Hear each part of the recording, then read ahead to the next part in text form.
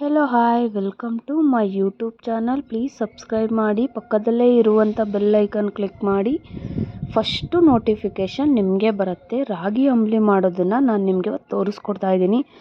ಸಮ್ಮರಲ್ಲಂತೂ ತುಂಬ ಬೆನಿಫಿಟ್ಸ್ ಇದೆ. ಇವಾಗಂತೂ ಸೆಕೆ, ಏನು ಊಟ ಮಾಡೋದಕ್ಕೂ ಆಗಲ್ಲ. ಅದ್ರ ಬದಲು ಬೆಳಗಿನ ಟೈಮಲ್ಲೇ ರಾಗಿ ಅಂಬಲಿ ಮಾಡಿಟ್ಕೊಂಡು ಬೆಳಗಿನ ಸಂಜೆವರೆಗೂ ಮಧ್ಯ ಕುಡಿಬೋದು. ಫುಲ್ ತಂಪಿರತ್ತಲ್ಲ, ಅದಕ್ಕೆ ವಿಡಿಯೋ ಮಾಡ್ತಾ ಇದ್ದೀನಿ.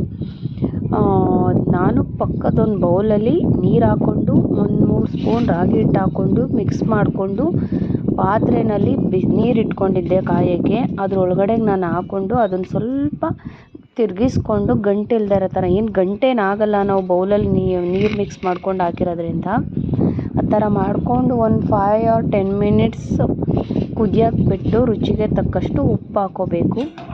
ಅದಾದಮೇಲೆ ಮತ್ತೆ ಇನ್ನೊಂದು 5 ನಿಮಿಷ ಬಿಟ್ಟು ಕುದಿಸ್ಕೊಳ್ಳಿ, ಚೆನ್ನಾಗಿರುತ್ತೆ. ನಾನಂತೂ ಇವಾಗ ವೆಯ್ಟ್ ಲಾಸ್ ಮಾಡ್ತಾಯಿದ್ದೀನಿ. ವೆಯ್ಟ್ ಲಾಸ್ಗೆ ನಾನು ಮಾರ್ನಿಂಗ್ ಇಲ್ಲ ಲಂಚ್ ಟೈಮಲ್ಲಿ ಇದೇ ಬ್ರೇಕ್ಫಾಸ್ಟ್ ಆಗಿ ನಾನು ಯೂಸ್ ಮಾಡ್ತಾಯಿದ್ದೀನಿ. ಬೇರೆ ಏನೂ ಕೂಡ ತಿಂತಾಯಿಲ್ಲ.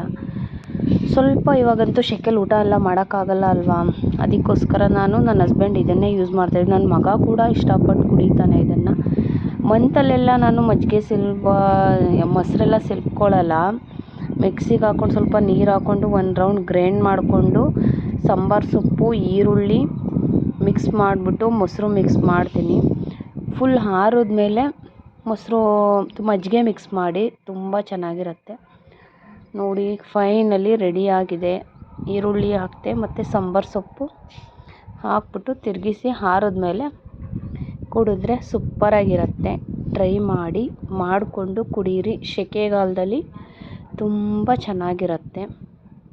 ಪ್ಲೀಸ್ ಸಬ್ಸ್ಕ್ರೈಬ್ ಮಾಡಿ, ಶೇರ್ ಮಾಡಿ. Thank you for watching. Support ಮಾಡಿ.